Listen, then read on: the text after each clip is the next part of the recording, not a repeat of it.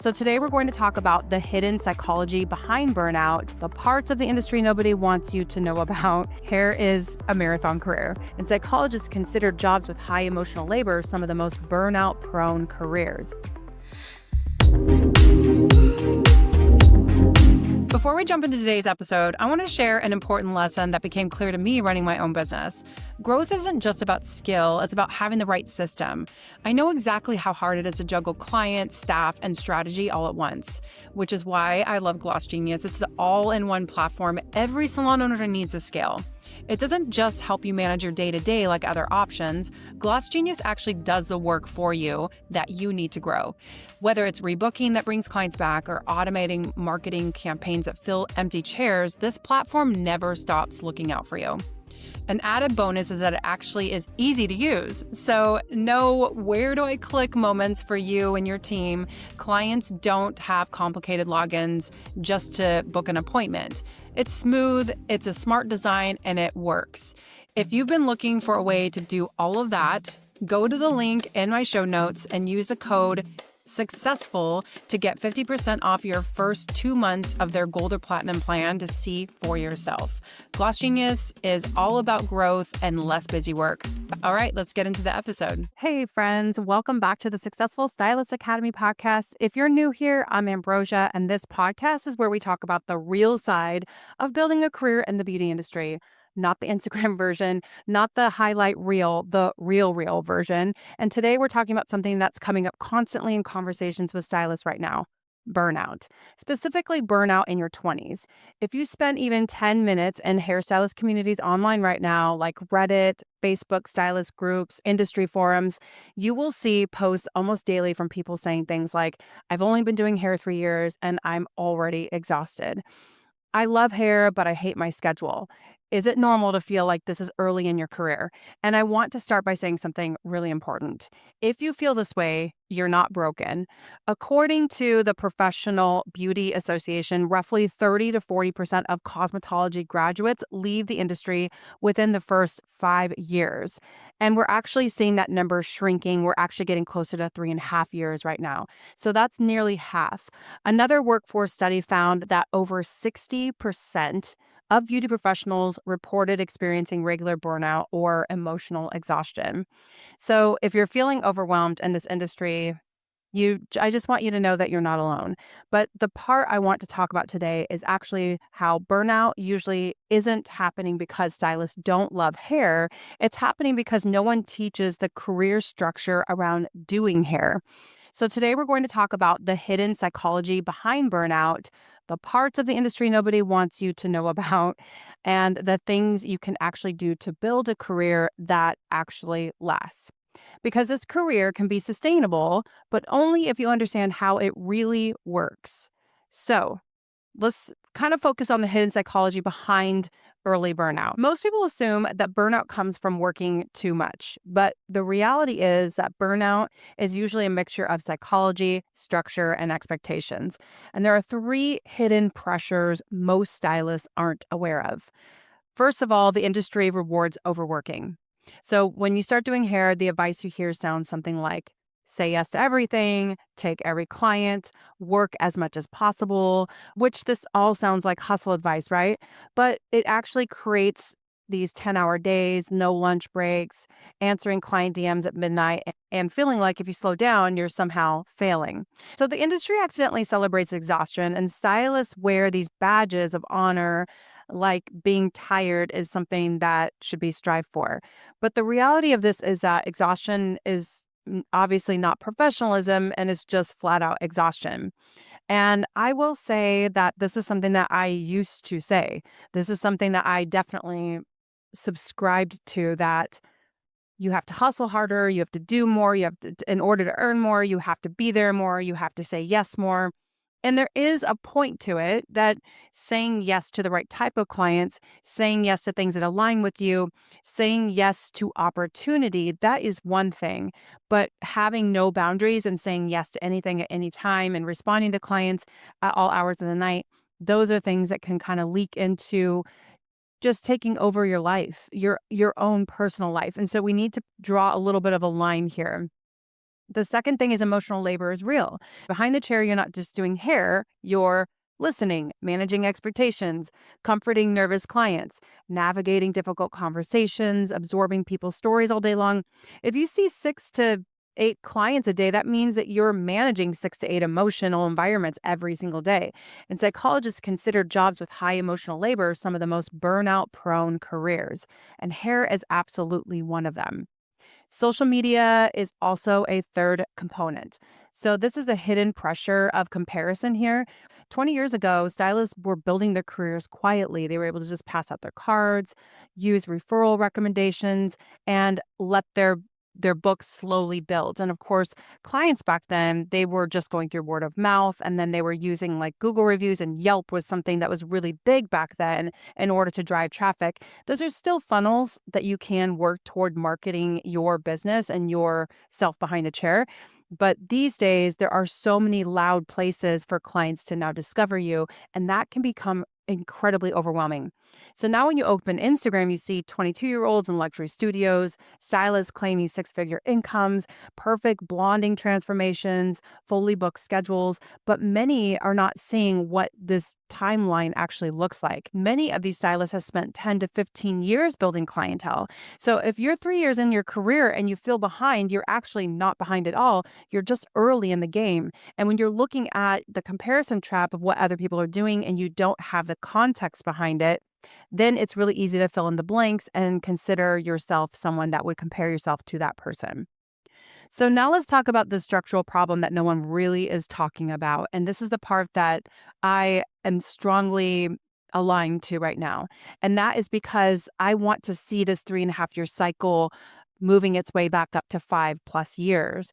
Obviously, if you're going through all of this, you got the financing and you went through the proper schooling routes and you got the guidance and direction, and now you're ready to take your career off. And then all of a sudden it's a dud and it flops and you get frustrated, and then you either exit the industry or you are trying to juggle more than one job while you're doing this. This is something that I I want this to be a resource or a guide for you so that you can have some better benchmarks that you can create off of where you are now. Cosmetology school teachers are showing you obviously how to cut and color and how to pass the state boards, and that's equally important in the entry level of this. But what's not actually being taught though is how to build that clientele, how to structure your schedule, how to price your services, how to protect your body. That's really huge, and how to run a sustainable business. So many stylists graduate thinking that the career path is simple. So doing good hair equals having clients come, right? But in reality, doing hair is only half of the job. The other half is communication, business strategy, energy management, client retention. And without those systems, the career feels chaotic. And that chaos is exactly what leads to that feeling of burnout. So now that we've got like a pretty strong hold on why we are here and what leads to the burnout, it's not like we're not aware of this problem, but now let's come up with some solutions on what we can do to wiggle our way out of it to prevent this in the future. So these are my top 10 things that I actually utilize to prevent burnout. And these are the things that I actually work with inside of the SSA lab, talking to hairstylists, regardless of how long they've been doing this. But particularly interesting in the very beginning of your career, if you set the tone early on, it becomes much easier to revisit this. Okay, let's start out with tip number one, which is building a loyal client base, not a massive one. A lot of stylists think that success means having hundreds of clients, and it simply doesn't. Most stable stylists maintain 80 to 120 loyal clients who come up consistently. That group alone can support a very strong income. When you focus on loyalty instead of volume, your schedule becomes calmer and more predictable. And then you can dive deeper with those clients. You can actually start to get to know them a little bit more. You can align, things that you have in common. You can, relate to them on a more personalized level. And this is the part that makes our job really interesting, actually. And it becomes less about the hair and more about the relationship. And those, I've said this before, but those are the type of clients too that help you ride the waves of recession, because they're the ones who see you as more irreplaceable. And that's really what we want to hone in on. I think when we think of being booked and busy, We think of having lots and lots of clients, like we want to maintain and absorb every single client that walks through the door, but that's just simply not going to happen, and for good reason. We want to make sure that we're attracting the clients who it's effortless. They align with us on such a visceral level that we can sit there together quietly and not have to talk and not have it feel awkward. We can relate to each other on such a deep level that it's an even exchange of interaction, that they're not learning only from us, that we're also learning from them too. So that's something that, has been really exciting for me and my journey in this career, that being behind the chair for several decades, I've been able to really grow and learn through my clients, and we've been able to develop and cultivate deeper relationships, and it leads to so many more opportunities, and it makes your, I guess, time behind the chair feel richer. Number two is stop treating every client like an audition. Early in your career, it feels like every client is judging you. And yes, some of them may be, but those are the ones that we kind of want to weed out, right? Like it feels like you have to prove yourself constantly. But the truth is, clients value consistency more than any type of perfection. So, stylist who gives reliable results every time will retain clients longer than someone who's chasing perfect transformations. Perfect transformations may start in the beginning, but we want to make sure that we are aligning with the type of client, like I was saying in tip one, that we're aligning with the type of client that we can continue to evolve with. Because obviously, you might do that one transformation, but you want to have them come back in. You want to have them come back in and actually have a rich experience with you every single time. And ideally, you're not doing a transformation every single time you're seeing them, because what that does is that means you have to actually have double the amount of clientele because they're coming into less than half the time that they need to be coming into. So, in order to get that good balance, we want to make sure that we're offering things as a follow up between those services. Quick pause and reminder, because Successful Stylist Academy isn't just about marketing strategies, it's all about scaling your business and reaching your full potential. And Gloss Genius was literally built for that. It was founded by two sisters to help entrepreneurs grow their business the way big businesses do, but without the complexity of giving up the parts you love. And you can feel their passion in every feature. Here's how that happens. Gloss Genius helps you get more clients. Their system has things like login-free booking and AI marketing assistance that does the heavy lifting for you. And it's no more logins, no app downloads, turning clients away. Gloss Genius helps you get more per appointment with things like deposits that protect your time, buy now, late, pay later features for higher ticket services, and they even have flat, transparent payment processing and so much more. No more hidden fees, just more revenue on every paycheck. And Gloss Genius has everything you need to keep clients coming back. I especially love the automated booking reminders, memberships, and packages. It's a difference between managing your business and actually growing it. If you're ready to see this in action, go to the link in our show notes and use code SUCCESSFUL to get 50% off your first 2 months of their Gold or Platinum plan to see for yourself. Gloss Genius, more growth, less busy work. All right, back to the show. Number three, we want to schedule breaks. Listen, we are not a machine. This is something that I wish I had the advice of when I was younger. And it's possible that maybe I was given that advice and I just didn't listen to it. But it's so, so important to have those little breaks in between those clients. That helps you reset your nervous system. And it's really important to regulate yourself.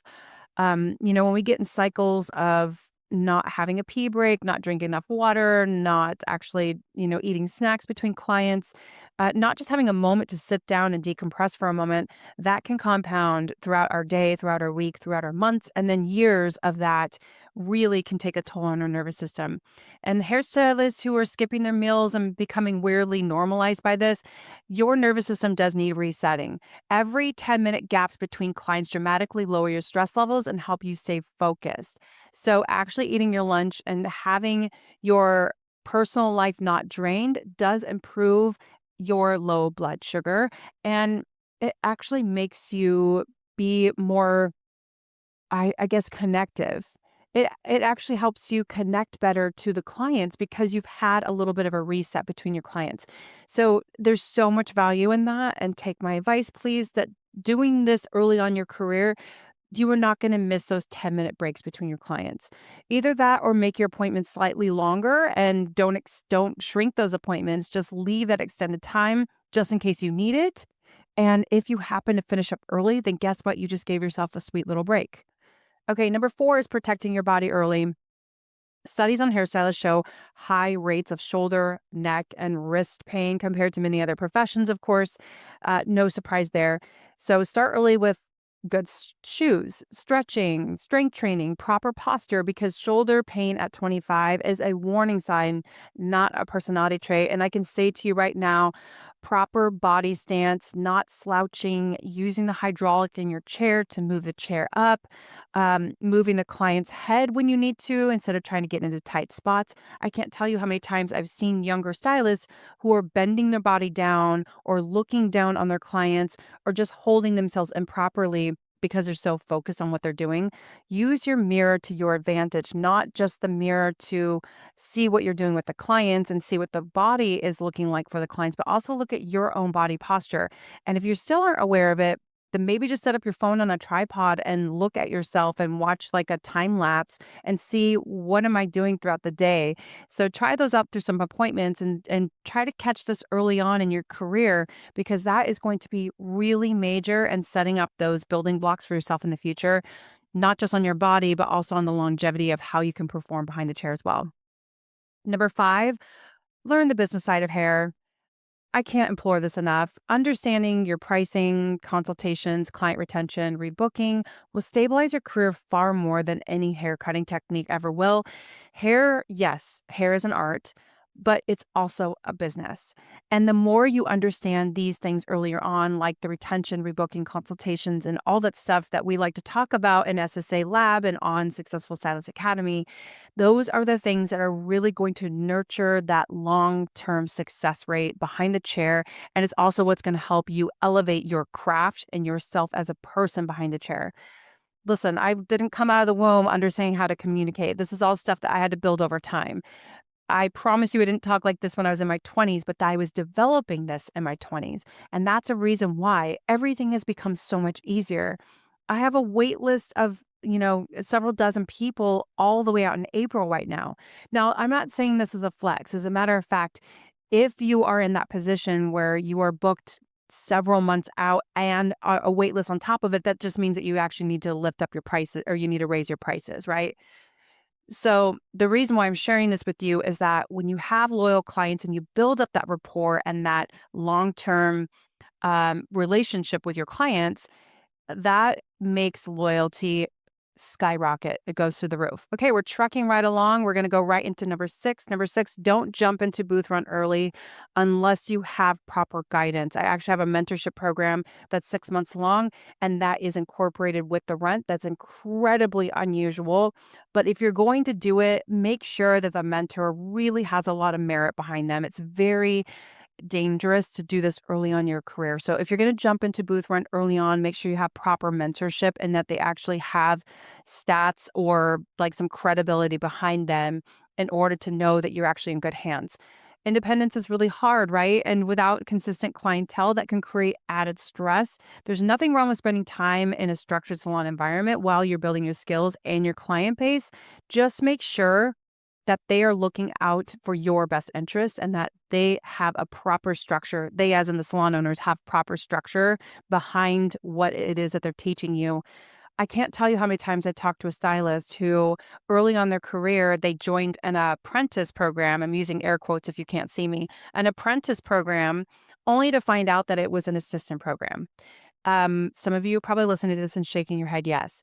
Unfortunately, the difference between an assistant and an apprentice program is marginally large, but unfortunately, it can look very similar when you actually step foot in the salon. So, what I use the difference between an apprentice program and assistant program is an apprentice program is typically you have working hours that you're going to be specifically with your mentor. You have behind the chair hands-on experience hours that you get to apply on either a doll head or a model for yourself.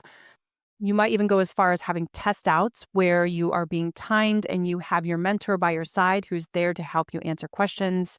You have an organized class structured environment where you know exactly what's expected and what you're going to be doing in return and what to expect in return. And then you have somebody who's helping, looking out for your business growth, looking over analytics, looking at your rebooking, helping you set goals, helping you with your prices. All of those things really matter, and that compounds over time, but it also is what sets you up for success in those early years.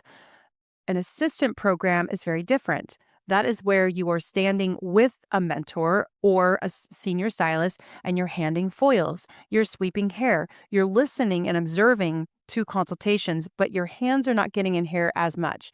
Hands in hair might be that you're physically assisting your stylist, but you're not actually responsible for that client specifically. You're here to help the stylist run their day smoother, but it's actually not feeding back into your business specifically. So, two very different things. Just make sure that when you are interviewing in a salon, and this is the reason why when I go into beauty schools, I talk to students specifically about this, that it's so important that when you're going in for interviews, that you're interviewing the salon owner as well.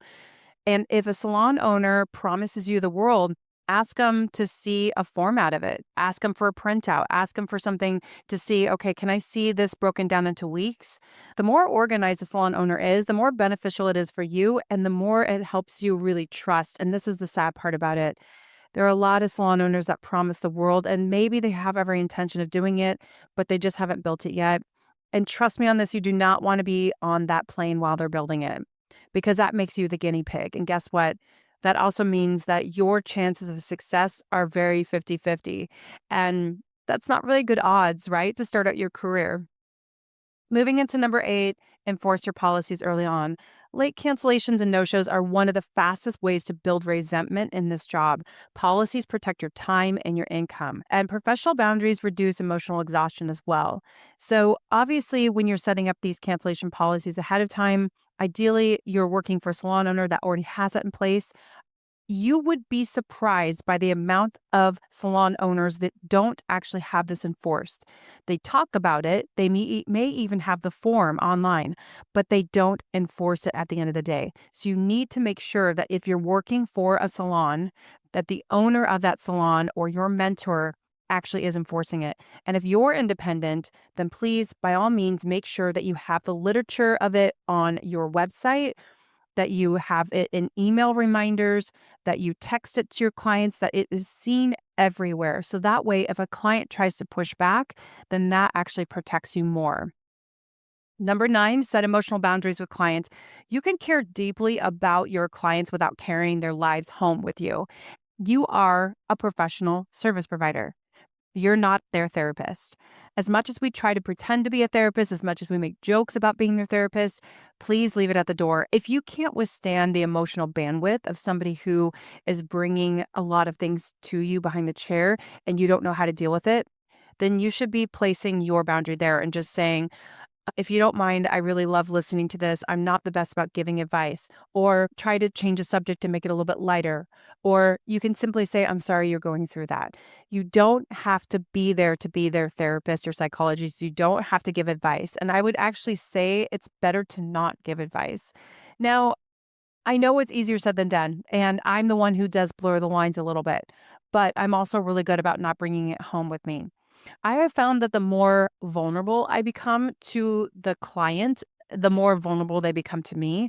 And I should probably do a different podcast episode on this exactly because what I mean by vulnerability is not talking about things that are really heavy. I'm talking about things that kind of remove those barriers a little bit of trying to look perfect or trying to come across a certain way. It's about being more transparent. So I'll talk about that more in a different episode. But please, please, by all means, if you realize that when you're hearing these heavy things behind the chair and that is affecting you and you're bringing it home with you or it is shaking up your nervous system, then now is the best time to start creating some different boundaries around different scenarios. So that way, when it happens, you're able to safeguard yourself and place those boundaries. And the worst case scenario, if a client is not able to hold to those boundaries and they keep pushing back on you, that's a time to uninvite them. If it's not good alignment, then you will have to honor your own boundaries enough because it is worth more than a couple hundred extra dollars. And number 10, my final tip of the day is build a life outside the salon. If your entire identity becomes hair, every challenge feels personal. Hobbies, friendship, and rest gives you perspective. Your career should be part of your life, not your entire life. And I speak from experience because earlier in my career, I would even say even 10 years ago, I made my whole life about hair.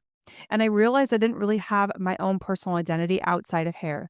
And I'm still working on creating a little bit more of a separation between me, myself as a person, Ambrosia, the human, and Ambrosia Carey, the hair educator. I used to connect myself to hair so much that I really had no personal life outside of it. I put off times with friends. I put off times with family. I thought they'll always understand. And they did understand. But at the same time, I was sending the message constantly that this is more important than you. And that was never the message I wanted to send out. The problem is that there will always be more in this industry. There will always be more opportunities. And I know it's easy for me to say because I've been doing this for a long time, but you can do both. It's just really important to decide what's most important to you at that moment because trying to do both at the same time well will lead out to exhaustion and burnout, and your nervous system will take the brunt of it. And then you have to ask yourself, what are the long-term ramifications of this? How is this going to hurt my body, my mental health in the long run? And at the end of all of this, if I've dedicated my whole life to this hair industry, I'm just another spoke in the wheel. I am just yet another person. Some of you might even be coming across this episode and have no idea who the heck I am. And I think that's okay. I think that's actually really important because what it means is this is something that's constantly evolving and changing. It's important that as you're leveling up as a person, as a stylist behind the chair, you are a human and you're serving humans. This in the AI world and in the transformation world, and as everything is changing, this becomes our superpower. And we want to make sure that we're utilizing it in the most proper, healthy way possible. So that way we have a career to come back to. And it also leads to more growth opportunities for us.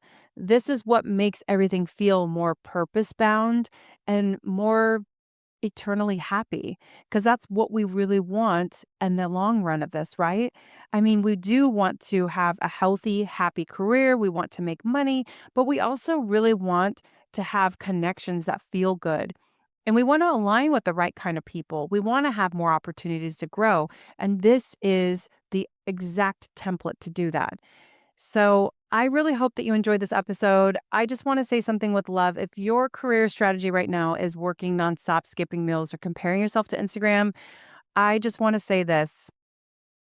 Hair is a marathon career.